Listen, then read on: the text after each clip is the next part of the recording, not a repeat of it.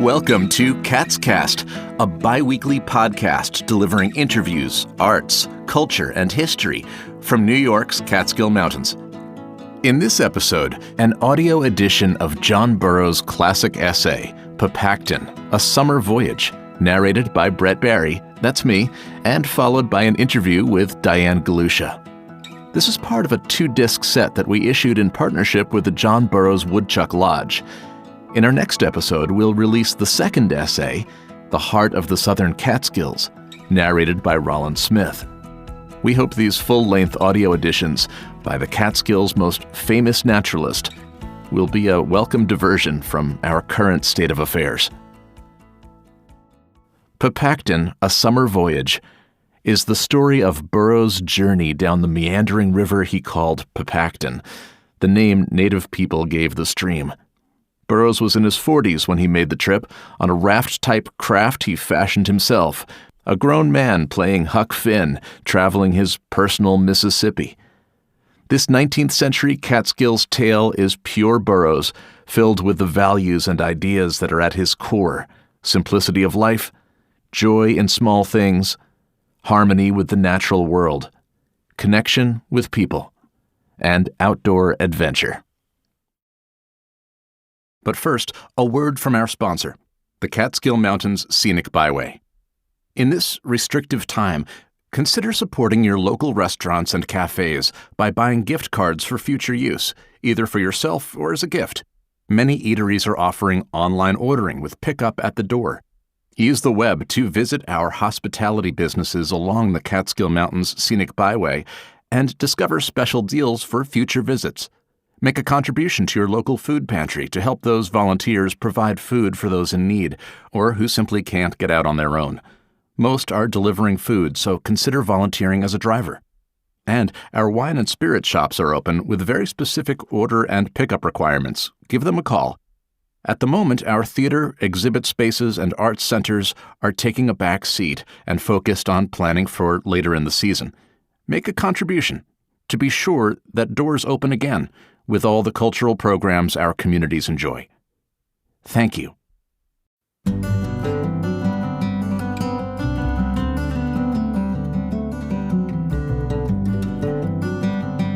Pepacton, A Summer Voyage. When one summer day I bethought me of a voyage down the east or Pepacton branch of the Delaware, I seemed to want some excuse for the start, some send-off, some preparation to give the enterprise genesis and head. This I found in building my own boat. It was a happy thought. How else should I have got underway? How else should I have raised the breeze? The boat building warmed the blood. It made the germ take. It whetted my appetite for the voyage. There is nothing like serving an apprenticeship to fortune, like earning the right to your tools. In most enterprises, the temptation is always to begin too far along. We want to start where somebody else leaves off. Go back to the stump and see what an impetus you get. Those fishermen who wind their own flies before they go a-fishing, how they bring in the trout. And those hunters who run their own bullets or make their own cartridges. The game is already mortgaged to them. When my boat was finished, and it was a very simple affair, I was as eager as a boy to be off. I feared the river would all run by before I could wet her bottom in it. This enthusiasm begat great expectations of the trip. I should surely surprise nature and win some new secrets from her. I should glide down noiselessly upon her and see what all those willow screens and baffling curves concealed. As a fisherman and pedestrian, I had been able to come at the stream only at certain points. Now the most private and secluded retreats of the nymph would be opened to me. Every bend and eddy, every cove hedged in by swamps or passage walled in by high alders would be at the beck of my paddle. Whom shall one take with him when he goes a courting nature? This is always a vital question. There are persons who will stand between you and that which you seek. They obtrude themselves. They monopolize your attention. They blunt your sense of the shy, half-revealed intelligences about you. I want for companion a dog or a boy, or a person who has the virtues of dogs and boys: transparency, good nature, curiosity, open sense, and a nameless quality that is akin to trees and growths and the inarticulate forces of nature. With him, you are alone, and yet have company. You are free. You feel no disturbing element. The influences of nature stream through him and around him. He is a good conductor of the subtle fluid. The quality or qualification I refer to belongs to most persons who spend their lives in the open air, to soldiers, hunters, fishers, laborers, and to artists and poets of the right sort. How full of it, to choose an illustrious example, was such a man as Walter Scott! But no such person came in answer to my prayer, so I set out alone. It was fit that I put my boat into the water at Arkville, but it may seem a little incongruous that I should launch her into Dry Brook, yet Dry Brook is here a fine large trout stream, and I soon found its waters were wet enough for all practical purposes.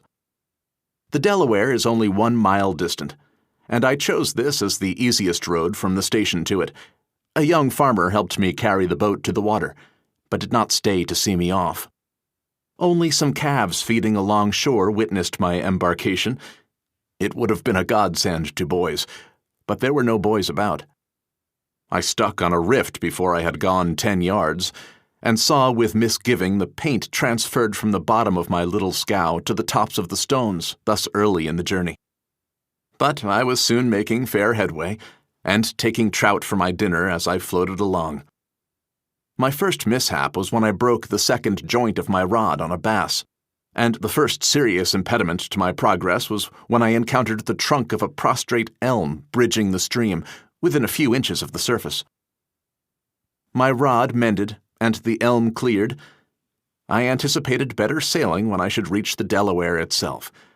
But I found on this day, and on subsequent days, that the Delaware has a way of dividing up that is very embarrassing to the navigator. It is a stream of many minds. Its waters cannot long agree to go all in the same channel, and whichever branch I took, I was pretty sure to wish I had taken one of the others. I was constantly sticking on rifts, where I would have to dismount, or running full tilt into willow banks, where I would lose my hat or endanger my fishing tackle. On the whole, the result of my first day's voyaging was not encouraging. I made barely 8 miles, and my ardor was a good deal dampened, to say nothing about my clothing. In mid-afternoon I went to a well-to-do-looking farmhouse and got some milk, which I am certain the thrifty housewife skimmed, for its blueness infected my spirits, and I went into camp that night more than half persuaded to abandon the enterprise in the morning. The loneliness of the river, too, unlike that of the fields and woods, to which I was more accustomed, oppressed me. In the woods, things are close to you, and you touch them and seem to interchange something with them, but upon the river, even though it be a narrow and shallow one like this, you are more isolated, farther removed from the soil and its attractions, and an easier prey to the unsocial demons. The long, unpeopled vistas ahead, the still, dark eddies, the endless monotone and soliloquy of the stream, the unheeding rocks basking like monsters along the shore, half out of the water, half in. A solitary heron starting up here and there as you rounded some point, and flapping disconsolately ahead till lost to view, or standing like a gaunt spectre on the umbrageous side of the mountain, his motionless form revealed against the dark green as he passed. The trees and willows and alders that hemmed you in on either side, and hid the fields and the farmhouses, and the road that ran nearby, these things and others aided the skimmed milk to cast a gloom over my spirits that argued ill for the success of my undertaking. Those rubber boots, too, that parboiled my feet and were clogs of lead about them. Whose spirits are elastic enough to endure them? A malediction upon the head of him who invented them. Take your old shoes that will let the water in and let it out again, rather than stand knee-deep all day in these extinguishers." I escaped from the river that first night and took to the woods, and profited by the change. In the woods, I was at home again, and the bed of hemlock boughs salved my spirits. A cold spring run came down off the mountain, and beside it, underneath birches and hemlocks, I improvised my hearthstone. In sleeping on the ground, it is a great advantage to have a backlog. It braces and supports you, and it is a bedfellow that will not grumble when, in the middle of the night, you crowd sharply up against it. It serves to keep in the warmth also. A heavy stone or other point de resistance at your feet is also a help, or better still, scoop out a little place in the earth, a few inches deep, so as to admit your body from your hips to your shoulders. You thus get an equal bearing the whole length of you. I am told the Western hunters and guides do this. On the same principle, the sand makes a good bed, and the snow. You make a mold in which you fit nicely. My berth that night was between two logs that the bark peelers had stripped 10 or more years before. As they had left the bark there, and as hemlock bark makes excellent fuel, I had more reasons than one to be grateful to them. In the morning I felt much refreshed, and as if the night had tided me over the bar that threatened to stay my progress. "If I can steer clear of skimmed milk," I said, "I shall now finish the voyage of 50 miles to Hancock with increasing pleasure." When one breaks camp in the morning, he turns back again and again to see what he has left. Surely he feels he has forgotten something. What is it? But it is only his own sad thoughts and musings he has left. The fragment of his life he has lived there. Where he hung his coat on the tree. Where he slept on the boughs. Where he made his coffee or broiled his trout over the coals. Where he drank again and again at the little brown pool in the spring run. Where he looked long and long up into the whispering branches overhead. He has left what he cannot bring away with him, the flame and the ashes of himself. Of certain game birds it is thought that at times they have the power of withholding their scent. No hint or particle of themselves goes out upon the air. I think there are persons whose spiritual pores are always sealed up, and I presume they have the best time of it. Their hearts never radiate into the void. They do not yearn and sympathize without return. They do not leave themselves by the wayside as the sheep leaves her wool upon the brambles and thorns. This branch of the Delaware, so far as I could learn, had never before been descended by a white man in a boat. Rafts of pine and hemlock timber are run down on the spring and fall freshets, but of pleasure seekers in boats, I appeared to be the first. Hence my advent was a surprise to most creatures in the water and out. I surprised the cattle in the field, and those ruminating leg-deep in the water turned their heads at my approach, swallowed their unfinished cuds, and scampered off, as if they had seen a spectre. I surprised the fish on their spawning beds and feeding grounds. They scattered as my shadow glided down upon them, like chickens when a hawk appears. I surprised an ancient fisherman seated on a spit of gravelly beach, with his back upstream and leisurely angling in a deep, still eddy and mumbling to himself. As I slid into the circle of his vision, his grip on the pole relaxed, his jaw dropped, and he was too bewildered to reply to my salutation for some moments. As I turned a bend in the river, I looked back and saw him hastening away with great precipitation. I presume he had angled there for 40 years without having his privacy thus intruded upon. I surprised hawks and herons and kingfishers. I came suddenly upon muskrats and raced with them down the rifts, they having no time to take to their holes. At one point, as I rounded an elbow in the stream, a black eagle sprang from the top of a dead tree and flapped hurriedly away. A kingbird gave chase and disappeared for some moments in the gulf between the great wings of the eagle, and I imagined him seated upon his back, delivering his puny blows upon the royal bird. I interrupted 2 or 3 minks fishing and hunting along shore. They would dart under the bank when they saw me, then presently thrust out their sharp, weasel-like noses to see if the danger was imminent. At one point, in a little cove behind the willows, I surprised some schoolgirls with skirts amazingly abbreviated, wading and playing in the water. And as much surprised as any, I am sure, was that hard-worked-looking housewife when I came up from under the bank in front of her house and with pail in hand appeared at her door and asked for milk, taking the precaution to intimate that I had no objection to the yellow scum that is supposed to rise on a fresh article of that kind. "What kind of milk do you want?" "The best you have. Give me 2 quarts of it," I replied. "What do you want to do with it?" with an anxious tone, as if I might want to blow up something or burn her barns with it. "Oh, drink it?" I answered, as if I frequently put milk to that use. "Well, I suppose I can get you some." And she presently reappeared with swimming pail, with those little yellow flakes floating about upon it that one likes to see. I passed several low dams the second day, but had no trouble. I dismounted and stood upon the apron and the boat with plenty of line, came over as lightly as a chip, and swung around in the eddy below like a steed that knows its master. In the afternoon, while slowly drifting down a long eddy, the moist southwest wind brought me the welcome odor of strawberries, and running ashore by a meadow a short distance below, I was soon parting the daisies and filling my cup with the dead-ripe fruit. Berries, be they red, blue, or black, seem like a special providence to the camper out. They are luxuries he has not counted on, and I prized these accordingly. Later in the day it threatened rain, and I drew up to shore under the shelter of some thick overhanging hemlocks, and proceeded to eat my berries and milk, glad of an excuse not to delay my lunch longer. While tarrying here, I heard young voices upstream, and, looking in that direction, saw 2 boys coming down the rapids on rude floats. They were racing along at a lively pace, each with a pole in his hand, dexterously avoiding the rocks and the breakers, and schooling themselves thus early in the duties and perils of the raftsman. As they saw me, one observed to the other, "There's the man we saw go by when we were building our floats.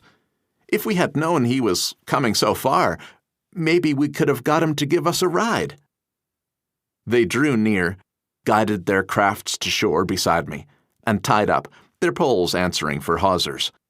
They proved to be Johnny and Denny Dwyer, aged 10 and 12. They were friendly boys, and, though not a bit bashful, were not a bit impertinent. And Johnny, who did the most of the talking, had such a sweet musical voice it was like a bird's.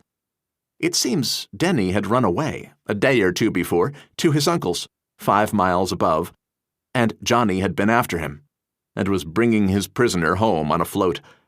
And it was hard to tell which was enjoying the fun most, the captor or the captured. "Why did you run away?" said I to Denny. "Oh, cause," replied he, with an air which said plainly, "The reasons are too numerous to mention."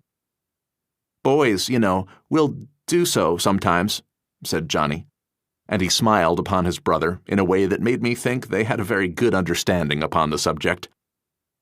They could both swim, yet their floats looked very perilous.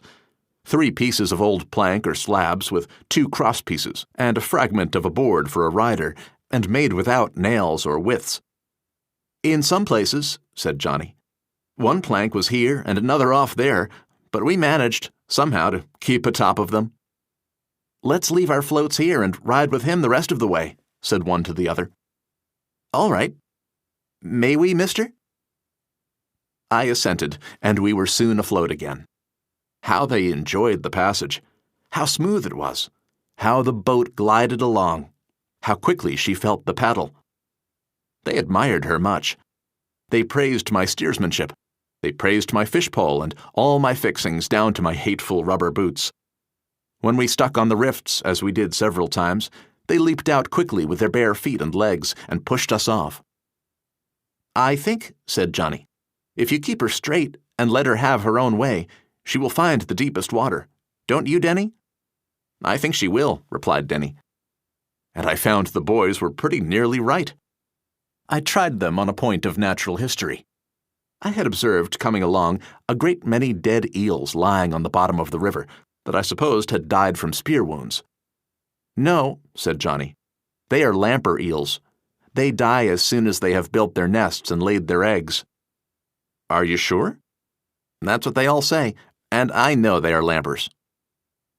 So I fished one up out of the deep water with my paddle blade and examined it, and sure enough, it was a lamprey. There was the row of holes along its head, and its ugly suction mouth. I had noticed their nests, too, all along, where the water in the pools shallowed to a few feet and began to hurry toward the rifts. They were low mounds of small stones, as if a bushel or more of large pebbles had been dumped upon the river bottom. Occasionally they were so near the surface as to make a big ripple. The eel attaches itself to the stones by its mouth, and thus moves them at will. An old fisherman told me that a strong man could not pull a large lamprey loose from a rock to which it had attached itself. It fastens to its prey in this way and sucks the life out. A friend of mine says he once saw in the St. Lawrence a pike as long as his arm with a lamprey eel attached to him. The fish was nearly dead and was quite white. The eel had so sucked out his blood and substance. The fish, when seized, darts against rocks and stones and tries in vain to rub the eel off, then succumbs to the sucker. "The lampers do not all die," said Denny, "because they do not all spawn." And I observed that the dead ones were all of one size and doubtless of the same age. The lamprey is the octopus, the devil fish of these waters, and there is perhaps no tragedy enacted here that equals that of one of these vampires slowly sucking the life out of a bass or a trout.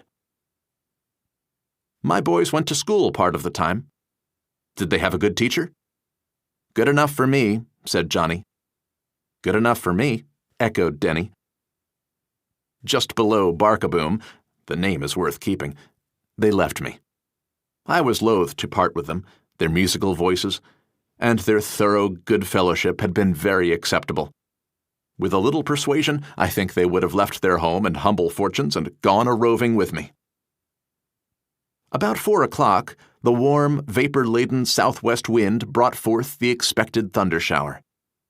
I saw the storm rapidly developing behind the mountains in my front.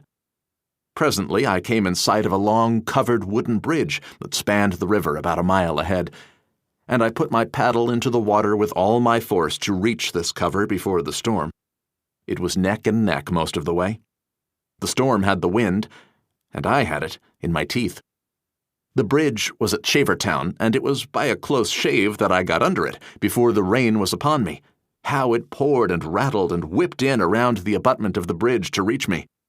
I looked out well satisfied upon the foaming water, upon the wet, unpainted houses and barns of the Shavertowners, and upon the trees, caught and cuffed by the gale. Another traveler, the spotted-winged nighthawk, was also roughly used by the storm. He faced it bravely, and beat, but was unable to stem it, or even hold his own. Gradually he drifted back, till he was lost to sight in the wet obscurity. The water in the river rose an inch while I waited, about 3/4 of an hour.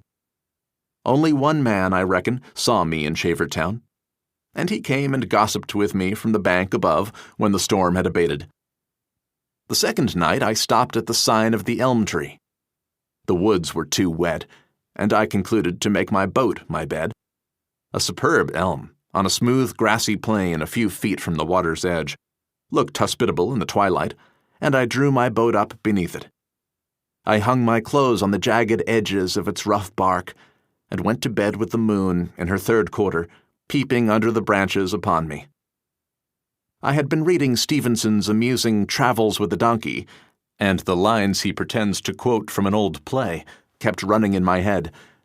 The bed was made, the room was fit, by punctual eve the stars were lit, the air was sweet, the water ran, no need was there for maid or man, when we put up, my ass and I, at God's green caravanserai.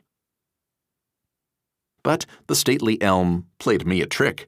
It slyly and at long intervals let great drops of water down upon me, now with a sharp smack upon my rubber coat, then with a heavy thud upon the seat in the bow or stern of my boat, then plump into my upturned ear, or upon my uncovered arm, or with a ring into my tin cup, or with a splash into my coffee pail that stood at my side full of water from a spring I had just passed. After 2 hours' trial, I found dropping off to sleep under such circumstances was out of the question. So I sprang up, in no very amiable mood, toward my host, and drew my boat clean from under the elm. I had refreshing slumber thenceforth, and the birds were astir in the morning, long before I was. There is one way, at least, in which the denuding the country of its forests has lessened the rainfall. In certain conditions of the atmosphere, every tree is a great condenser of moisture, as I had just observed in the case of the old elm. Little showers are generated in their branches, and in the aggregate the amount of water precipitated in this way is considerable. Of a foggy summer morning, one may see little puddles of water standing on the stones beneath maple trees, along the street, and in winter, when there is a sudden change from cold to warm, with fog, the water fairly runs down the trunks of the trees and streams from their naked branches. The temperature of the tree is so much below that of the atmosphere in such cases that the condensation is very rapid. In lieu of these arboreal rains, we have the dew upon the grass, but it is doubtful if the grass ever drips, as does a tree. The birds, I say, were astir in the morning before I was, and some of them were more wakeful through the night, unless they sing in their dreams. At this season one may hear at intervals numerous bird voices during the night. The whippoorwill was piping when I lay down, and I still heard one when I woke up after midnight. I heard the song sparrow, and the kingbird also, like watchers calling the hour, and several times I heard the cuckoo. Indeed, I am convinced that our cuckoo is to a considerable extent a night bird, and that he moves about freely from tree to tree. His peculiar guttural note, now here, now there, may be heard almost any summer night, in any part of the country, and occasionally his better-known cuckoo call. He is a great recluse by day, but seems to wander abroad freely by night. The birds do indeed begin with the day. The farmer who is in the field at work while he can yet see stars catches their first matin hymns. In the longest June days, the robin strikes up about 3:30 o'clock and is quickly followed by the song sparrow, the oriole, the catbird, the wren, the wood thrush, and all the rest of the tuneful choir. Along the Potomac I have heard the Virginia cardinal whistle so loudly and persistently in the tree-tops above that sleeping after 4 o'clock was out of the question. Just before the sun is up there is a marked lull, during which I imagine the birds are at breakfast. While building their nest, it is very early in the morning that they put in their big strokes. The back of their day's work is broken before you have begun yours. A lady once asked me if there was any individuality among the birds, or if those of the same kind were as near alike as 2 peas. I was obliged to answer that, to the eye, those of the same species were as near alike as 2 peas, but that in their songs there were often marks of originality. Caged or domesticated birds develop notes and traits of their own, and among the more familiar orchard and garden birds, one may notice the same tendency. I observe a great variety of songs, and even qualities of voice among the orioles and among the song sparrows. On this trip, my ear was especially attracted to some striking and original sparrow songs. At one point I was half afraid I had let pass an opportunity to identify a new warbler, but finally concluded it was a song sparrow. On another occasion, I used to hear day after day a sparrow that appeared to have some organic defect in its voice. Part of its song was scarcely above a whisper, as if the bird was suffering from a very bad cold. I have heard a bobolink and a hermit thrush with similar defects of voice. I have heard a robin with a part of the whistle of the quail in his song. It was out of time and out of tune, but the robin seemed insensible of the incongruity, and sang as loudly and as joyously as any of his mates. A catbird will sometimes show a special genius for mimicry, and I have known one to suggest very plainly some notes of the bobolink. There are numerous long-covered bridges spanning the Delaware, and under some of these I saw the cliff swallow at home, the nests being fastened to the undersides of the timbers, as it were suspended from the ceiling instead of being planted upon the shelving or perpendicular side, as is usual with them. To have laid the foundation, indeed, to have sprung the vault downward and finished it successfully, must have required special engineering skill. I had never before seen or heard of these nests being so placed, but birds are quick to adjust their needs to the exigencies of any case. Not long before, I had seen in a deserted house on the head of the Rondout the chimney swallows entering the chamber through a stovepipe hole in the roof and gluing their nests to the sides of the rafters, like the barn swallows. I was now, on the third day, well down in the wilds of Colchester, with a current that made between 2 and 3 miles an hour, just a summer idler's pace. The atmosphere of the river had improved much since the first day, was indeed without taint, and the water was sweet and good. There were farmhouses at intervals of a mile or so, but the amount of tillable land in the river valley or on the adjacent mountains was very small. Occasionally there would be 40 or 50 acres of flat, usually in grass or corn, with a thrifty-looking farmhouse. One could see how surely the land made the house and its surrounding. Good land, bearing good buildings, and poor land, poor. In mid-forenoon I reached the long, placid eddy at Downsville, and here again fell in with 2 boys. They were out paddling about in a boat when I drew near, and they evidently regarded me in the light of a rare prize which fortune had wafted them. "Ain't you glad we come, Benny?" I heard one of them observe to the other as they were conducting me to the best place to land. They were bright, good boys, off the same piece as my acquaintances of the day before, and about the same ages, differing only in being village boys. With what curiosity they looked me over. Where had I come from? Where was I going? How long had I been on the way? Who built my boat? Was I a carpenter to build such a neat craft? Etc. They never had seen such a traveler before. Had I had no mishaps? And then they bethought them of the dangerous passes that awaited me, and in good faith began to warn and advise me.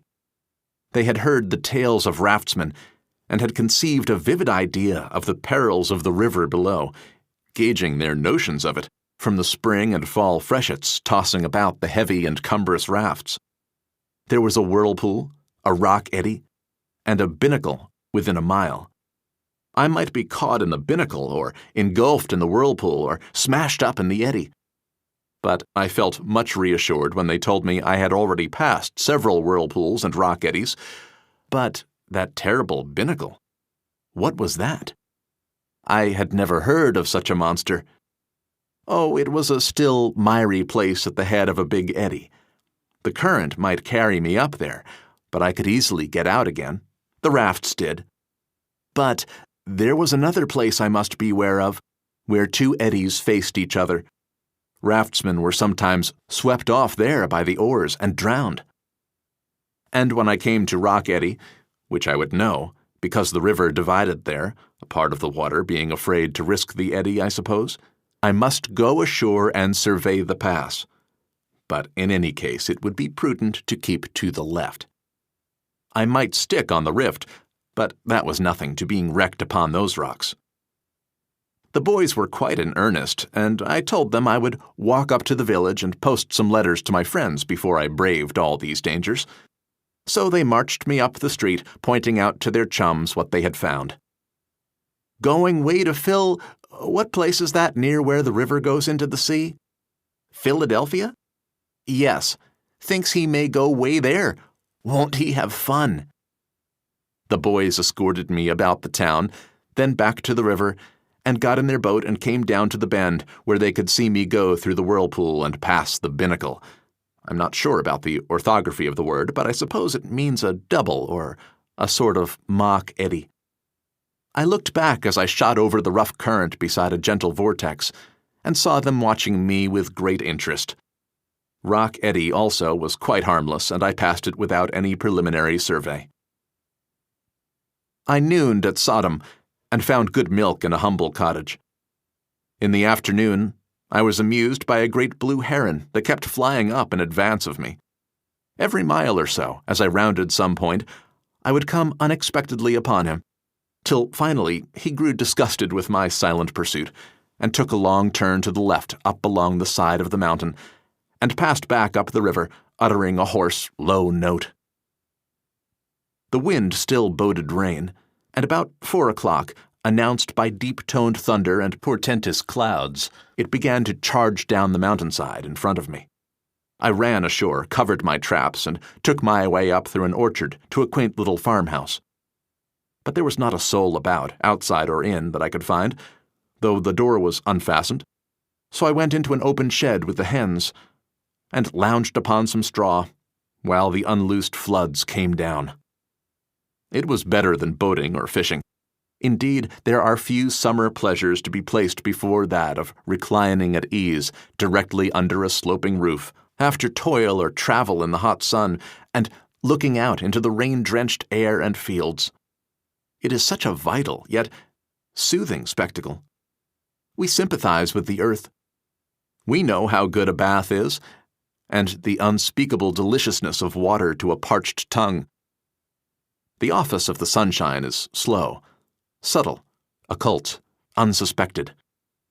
But when the clouds do their work, the benefaction is so palpable and copious, so direct and wholesale, that all creatures take note of it, and for the most part rejoice in it.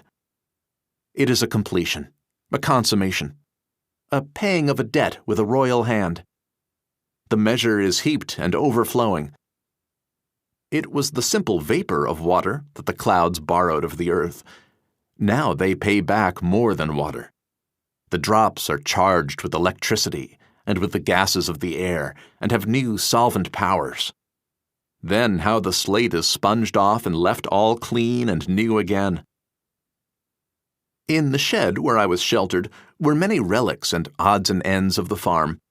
In juxtaposition with 2 of the most stalwart wagon or truck wheels I ever looked upon was a cradle of ancient and peculiar make, an aristocratic cradle, with high-turned posts, and an elaborately carved and molded body that was suspended upon rods and swung from the top. How I should have liked to hear its history, and the story of the lives it had rocked as the rain sang and the boughs tossed without. Above it was the cradle of a phoebe bird, saddled upon a stick that ran behind the rafter. Its occupants had not flown, and its story was easy to read. Soon after the first shock of the storm was over, and before I could see breaking sky, the birds tuned up with new ardor. The robin, the indigo bird, the purple finch, the song sparrow, and in the meadow below, the bobolink.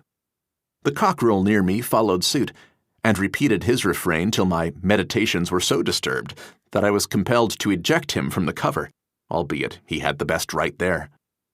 But he crowed his defiance with drooping tail from the yard in front. I, too, had mentally crowed over the good fortune of the shower. But before I closed my eyes that night, my crest was a good deal fallen, and I could have wished the friendly elements had not squared their accounts quite so readily and uproariously. The one shower did not exhaust the supply a bit. Nature's hand was full of trumps yet. Yea, and her sleeve, too. I stopped at a trout brook, which came down out of the mountains on the right, and took a few trout for my supper, but its current was too roily from the shower for fly fishing. Another farmhouse attracted me, but there was no one at home, so I picked a quart of strawberries in the meadow in front, not minding the wet grass, and about 6 o'clock, thinking another storm that had been threatening on my right had miscarried, I pushed off and went floating down into the deepening gloom of the river valley. The mountains, densely wooded from base to summit, shut in the view on every hand. They cut in from the right and from the left, one ahead of the other, matching like the teeth of an enormous trap. The river was caught and bent, but not long detained by them. Presently I saw the rain creeping slowly over them in my rear, for the wind had changed.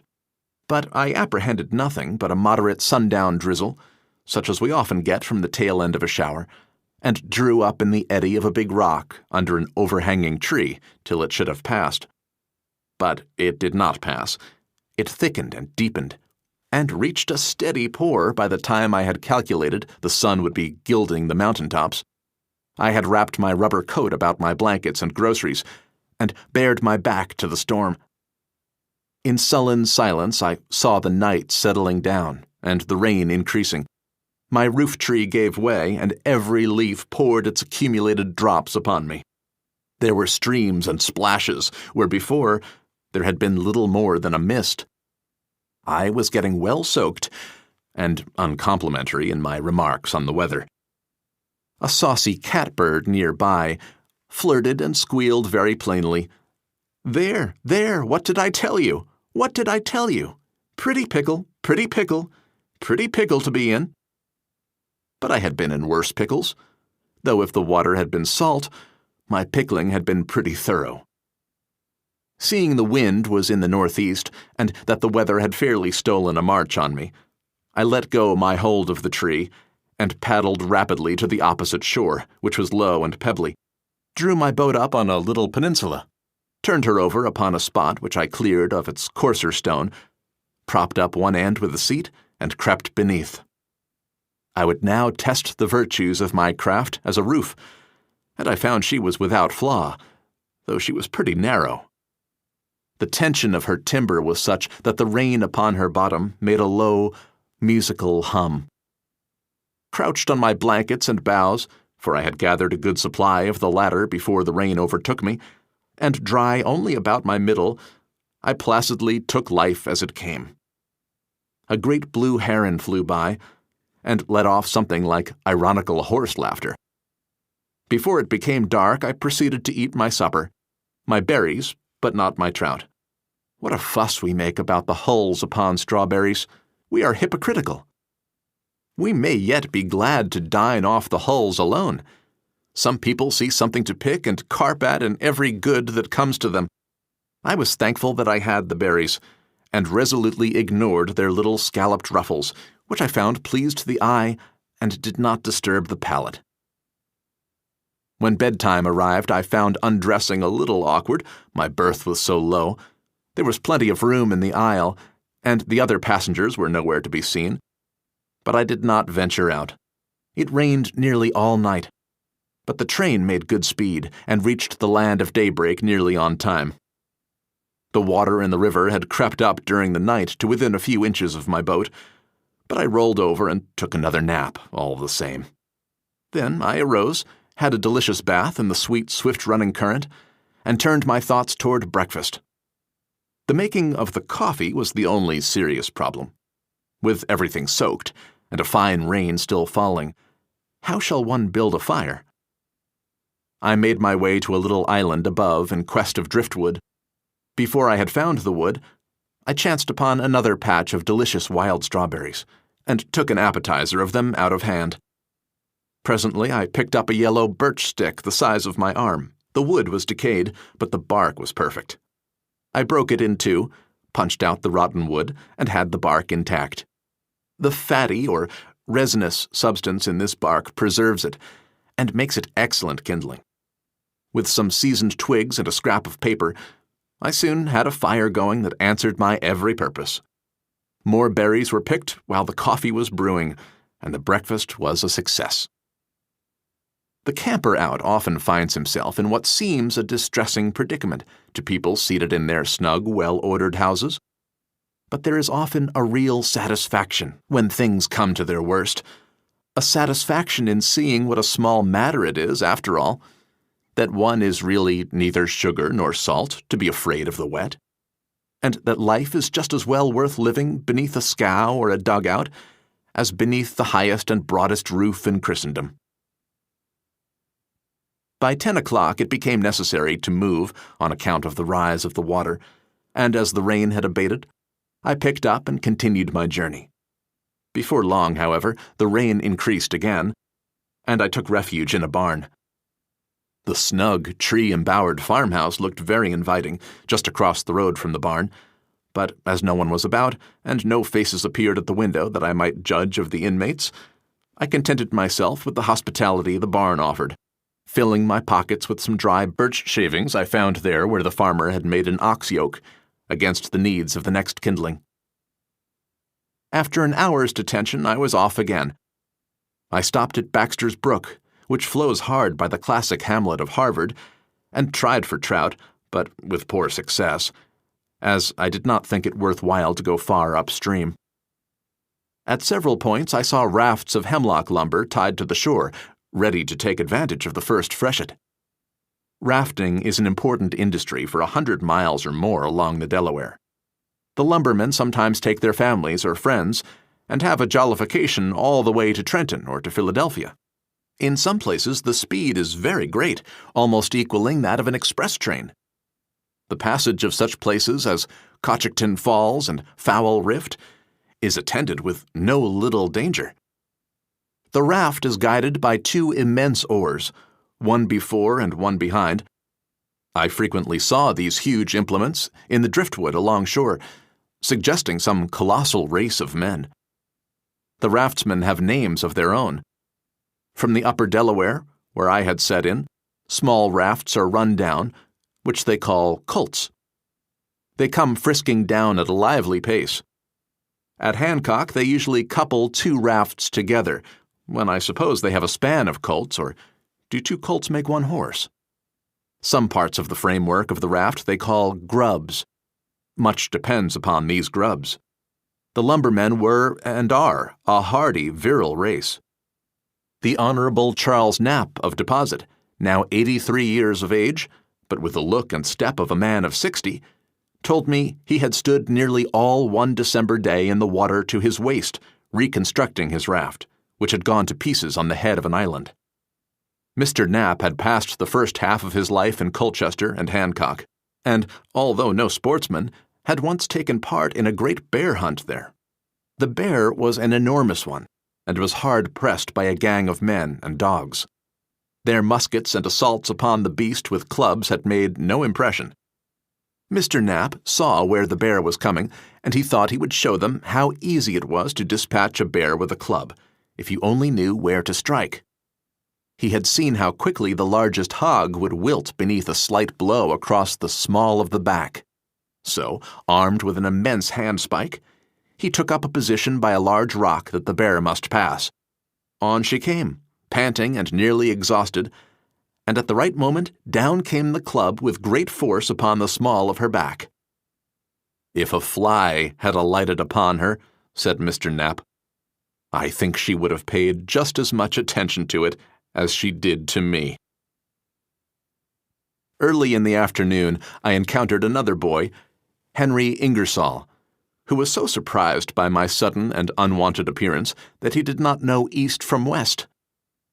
"Which way is west?" I inquired, to see if my own head was straight on the subject. "That way," he said, indicating east within a few degrees. "You are wrong," I replied. "Where does the sun rise?" "There," he said, pointing almost in the direction he had pointed before. "But does not the sun rise in the east here as well as elsewhere?" I rejoined. "Well, they call that west anyhow." But Henry's needle was subjected to a disturbing influence just then. His house was near the river, and he was its sole guardian and keeper for the time. His father had gone up to the next neighbor's, it was Sunday, and his sister had gone with the schoolmistress down the road to get black birch.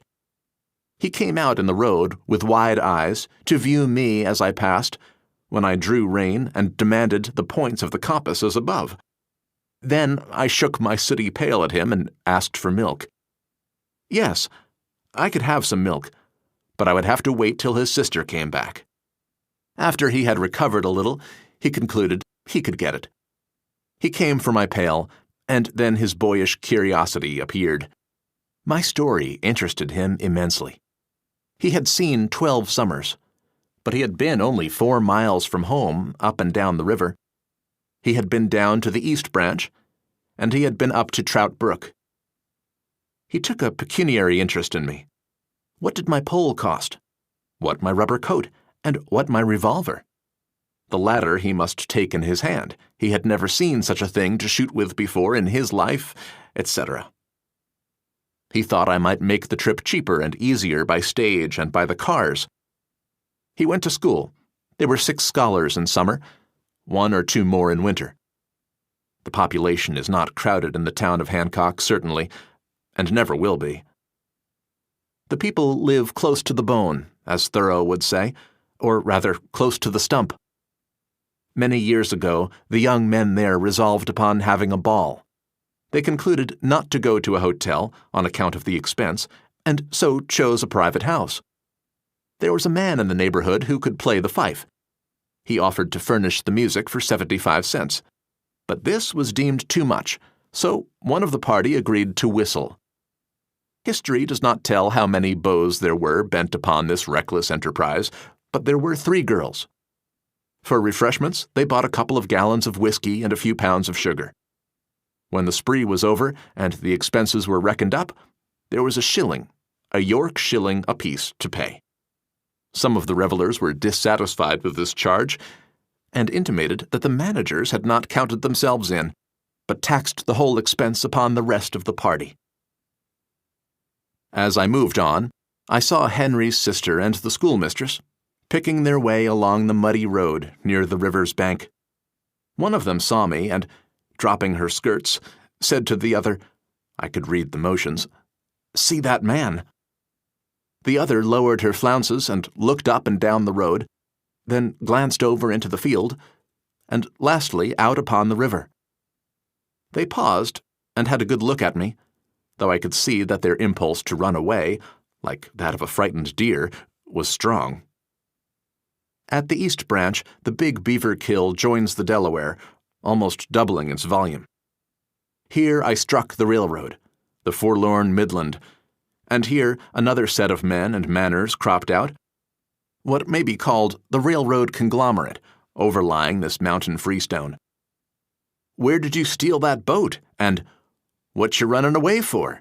greeted me from a handcar that went by. I paused for some time and watched the fish-hawks or ospreys, of which there were nearly a dozen sailing about above the junction of the 2 streams, squealing and diving, and occasionally striking a fish on the rifts. I am convinced that the fish-hawk sometimes feeds on the wing. I saw him do it on this and on another occasion. He raises himself by a peculiar motion, and brings his head and his talons together, and apparently takes a bite of a fish. While doing this, his flight presents a sharply undulating line. At the crest of each rise, the morsel is taken. In a long, deep eddy under the west shore, I came upon a brood of wild ducks, the hooded merganser. The young were about half grown, but of course entirely destitute of plumage. They started off at great speed, kicking the water into foam behind them, the mother duck keeping upon their flank and rear. Near the outlet of the pool I saw them go ashore, and I expected they would conceal themselves in the woods. But as I drew near the place they came out, and I saw by their motions they were going to make a rush by me upstream. At a signal from the old one, on they came, and passed within a few feet of me. It was almost incredible, the speed they made. Their pink feet were like swiftly revolving wheels placed a little to the rear. Their breasts just skimmed the surface, and the water was beaten into spray behind them. They had no need of wings. Even the mother bird did not use hers. A steamboat could hardly have kept up with them. I dropped my paddle and cheered. They kept the race up for a long distance, and I saw them making a fresh spurt as I entered upon the rift and dropped quickly out of sight. I next disturbed an eagle in his meditations upon a dead tree-top, and a cat sprang out of some weeds near the foot of the tree. Was he watching for puss, while she was watching for some smaller prey? I passed Partridge Island, which is, or used to be, the name of a post office, unwittingly, and encamped for the night on an island near Hawks Point. I slept in my boat on the beach, and in the morning my locks were literally wet with the dews of the night, and my blankets too. So I waited for the sun to dry them. As I was gathering driftwood for a fire, a voice came over from the shadows of the east shore. "Seems to me you lay abed pretty late." "I call this early," I rejoined, glancing at the sun. "While it may be early in the forenoon, but it ain't very early in the morning." A distinction I was forced to admit. Before I had re-embarked, some cows came down to the shore. and I watched them ford the river to the island. They did it with great ease and precision. I was told they will sometimes, during high water, swim over to the islands, striking in well upstream, and swimming diagonally across. At one point, some cattle had crossed the river and evidently got into mischief, for a large dog rushed them down the bank into the current and worried them all the way over, part of the time swimming and part of the time leaping very high, as a dog will in deep snow, coming down with a great splash. The cattle were shrouded with spray as they ran, and altogether it was a novel picture. My voyage ended that forenoon at Hancock, and was crowned by a few idyllic days with some friends in their cottage in the woods by Lake Oquaga, a body of crystal water on the hills near Deposit, and a haven as peaceful and perfect as voyager ever came to port in.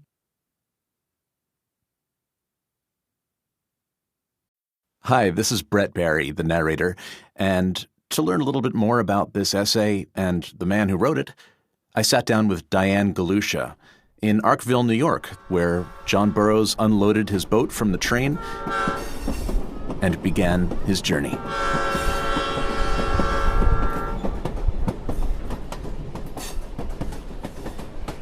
My name is Diane Galusha. I am a resident of Margaretville in Delaware County. Since I moved to Delaware County in around 1982, been a big fan of John Burroughs and have been on the board at Woodchuck Lodge, Inc., now known as John Burroughs Woodchuck Lodge, since about 2002. I work at the Catskill Watershed Corporation as the communications director and the education coordinator. Tell me a bit about the Woodchuck Lodge. Woodchuck Lodge is a nonprofit organization that was established in the mid-1970s to maintain the beautiful 1862 farmhouse in Roxbury that was John Burroughs' kind of summer home, his retirement place, between 1910 and 1920. He was born in the vicinity, just up the road, on a farmhouse, on a homestead where he and his siblings were raised. And he left early, though, when he was 17 or so, and became a school teacher, and returned as an old man to first rent and then purchase this little rustic farmhouse that was in the family. It was on one end of the family homestead farm. That's where he returned each spring, like May or so, starting in 1910, and he would spend the summers well into October on his old stomping grounds. So John Burroughs seems a little less known than other nature writers like Henry David Thoreau and John Muir.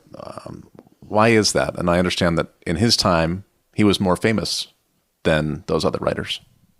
I think it might have to do with the fact that John Burroughs wrote and thought and philosophized more about an individual's connection to and response to nature, and that all you had to do was sort of reach out and touch it, and in order to appreciate it, and thus to love it, and thus to protect it.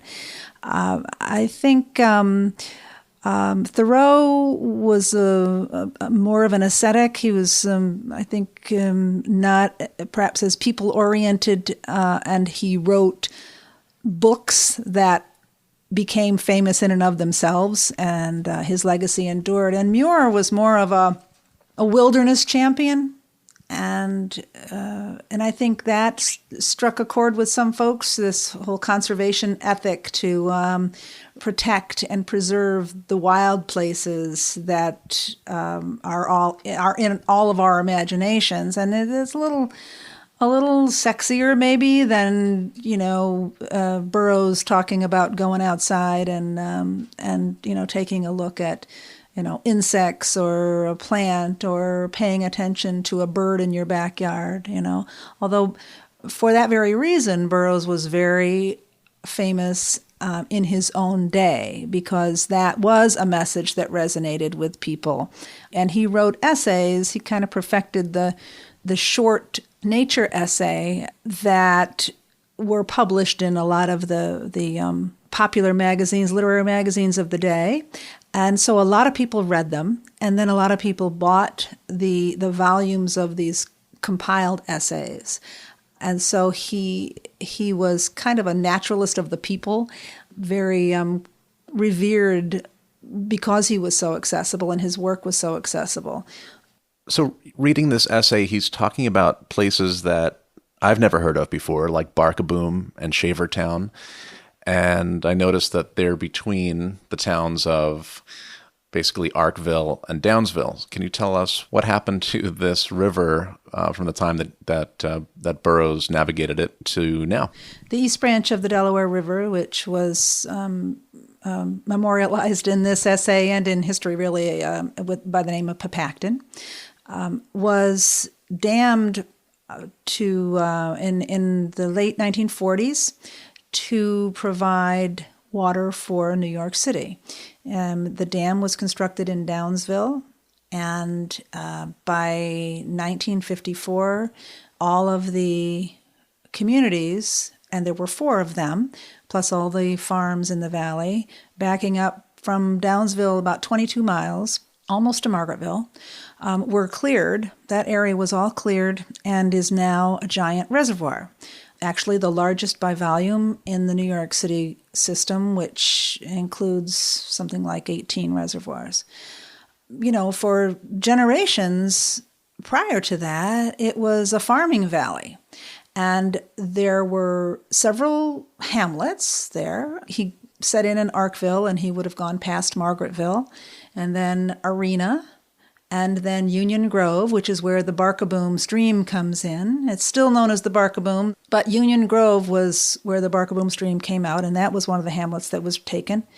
And then Shavertown, and which is where he spent a rainstorm under the Shavertown covered bridge.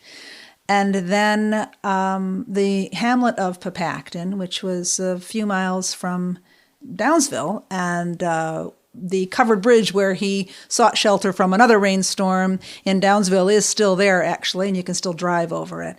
But all of those farm folks and the hamlets that he passed were gone subsequently. And what strikes me about this essay and what happened since he wrote it is the focus on water in all its guises. I mean, he was paddling down this river, and as a trout fisherman, he was really attracted to it. It was good fishing, and it sustained all kinds of bird life, which he refers to, and attracted all kinds of other folks, you know, the boys on their handmade rafts, and the man who was fishing on the boulder, and the farmers whose cows were watered by the river.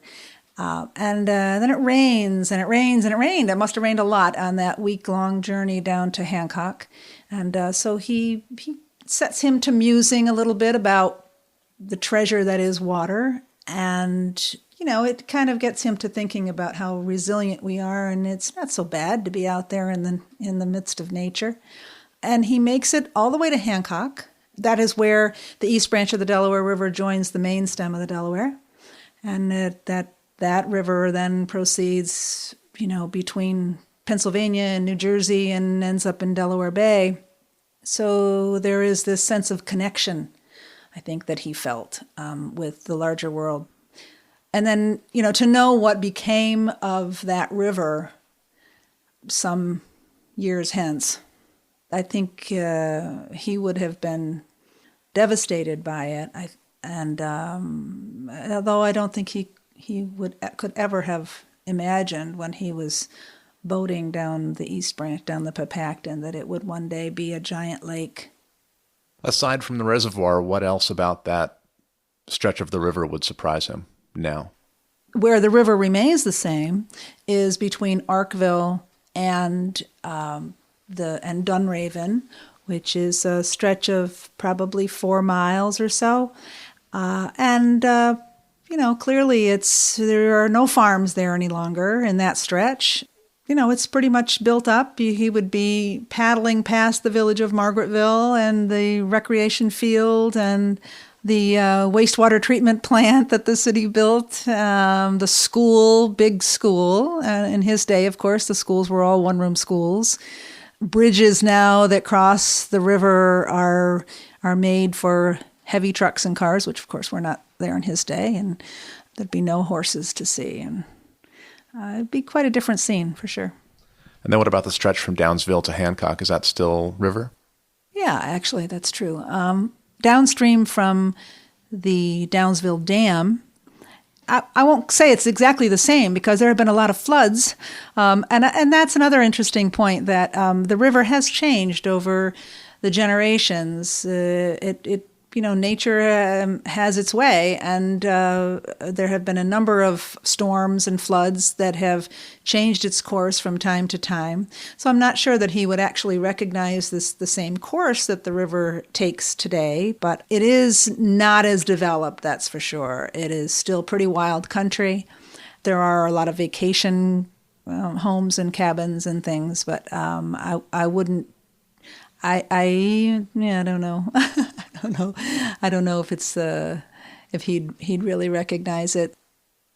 If I wanted to put a canoe into the East Branch of the Delaware River and try to replicate some of what Burroughs did, would I be able to on any stretch of it? Sure. The recreational boating business is a big one, actually, in the Catskills, and particularly on the Pepacton Reservoir today. You can actually put a kayak and a canoe on the reservoir itself and paddle around, although it'd be quite a different experience than being in the river. You're on this giant lake. But below the reservoir, below the dam, you can put in a canoe and a kayak and go and take the same journey, really, down to East Branch and the main stem in Hancock. One thing I'm sure you couldn't do, which really struck me reading this, is knock on farmers' doors and ask for milk, and take kids aboard and for a stretch of the journey without their parents knowing. He seemed to forage for most of his food, trout, berries. What was the connection with all this milk? There seems to be this constant search for milk and requests for milk. He had this bucket that he carried around. And not just milk, but milk with yellow flecks of cream in it. And he didn't want the blue skim milk that this one lady gave him. I think because he was a farm boy, and that's what he was raised on. That's what he did as a kid, was milk the cows in the bucket and probably drank right out of the bucket as a youngster. And maybe this was, a hearkening back to that era when he was a kid and wanted a little adventure and, wanted to kind of run away from home, like one of these little boys that he encountered had done, and his older brother went and collected him and is bringing him back. I'd love to know what the parents thought when these two boys arrived back. But I thought I loved those two encounters with those children and the other pair of kids who took him around Downsville and kind of introduced him to people, and we're all excited about this strange visitor in their midst. But I think that familiarity, the ease with which in that era you could stop at someone's house and ask for help or directions or water or milk or whatever it was, an egg or a place to sleep in the barn. I mean, even not ask them. You could just stop and find nobody at home and go climb in the haymow and take a nap. Today, you'd be arrested or shot or something. But then it was accepted. It was a neighborly thing to do, to be accommodating in that way. So aside from the couple of kids that he took along with him for that brief stretch, I understand there was a more concerted effort to find a companion for the trip. Can you tell us about that, or maybe read a little bit of that letter? John Burroughs had written to a friend of his, Myron Benton, who lived down in the Hudson Valley, was a farmer as well and a fisherman. And he thought Benton would be a a bonny companion, I guess. And so he wrote to him in June and told him of this trip that he thought he might like to take and invited him to come along. So I'll read from that letter. I have just finished a boat for a trip down the Delaware, the east branch of which is called the Pepacton, and I want you to come and go with me. I suppose the absurdity of the proposition fairly takes your breath away, but I mean it. My farm is not my master yet, and I hope you dare to snub yours. I say to my berries and my garden and all the rest, get behind me, Satan. Do you do the same? I want to start soon after the 15th and go down to the Delaware Water Gap. We could make the trip from where I should put the boat in Delaware County to Hancock in about 5 days. It will take us through a wild, picturesque country, and we will just live on locusts and wild honey. Write me by return mail and say you will go. Well, he didn't go. He either didn't have the time or he couldn't leave his farm, as Burroughs proposed to do. But he wrote later in August and suggested that Burroughs perhaps had gotten a lot of grist for some future writings. Which he did. Which he did. And Burroughs had replied, I had no adventures and no hairbreadth escapes and but little to write about. But you know a writer gets only the seed corn of his article from without. He grows the main crop himself, as he writes. At least I do. And we know he did. Can you tell me a little bit more about the significance of this immediate region today, especially the Pepacton Reservoir, which grew out of this stretch of river? Well, this region of the Catskills is now recognized as kind of the lifeblood of New York City. It is the New York City watershed. We are in the middle of it here in Roxbury, Margaretville, Middletown area. And the Pepacton Reservoir is one of 6 huge reservoirs in this region that supplies New York City with 90% or more of its water, over 1 billion gallons a day. So there is much activity on many programs in the watershed to protect the quality of this water and to preserve the communities that are here, the people who live here really are the stewards of this water. And so this region, which not only has these reservoirs, but a lot of protected lands, the Catskill Forest Preserve, which is state land, and New York City owns a lot of land also, which will never be developed, makes this a very green oasis. It always will be, and in that respect, it would be familiar to Burroughs coming back today. The mountains that he tramped, many of the rivers that he fished are the same, and we are blessed to live here.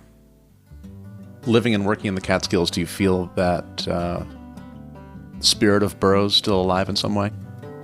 Oh yeah, I definitely believe that Burroughs' spirit still lives here, particularly at Woodchuck Lodge, I have to say. If you walk in the door there, it's very much a place where his spirit is evident. And I will say that his reputation, if you will, is building again. I think there is a groundswell of new interest in Burroughs. There's been a lot of scholarly attention to him and his writings. There are environmental education efforts underway that call him to mind and introduce a whole new generation of children to the wonders of nature that he promoted. And so, yeah, his spirit lives on as long as the dandelions bloom and the trout are swimming in the East Branch. He'll be here.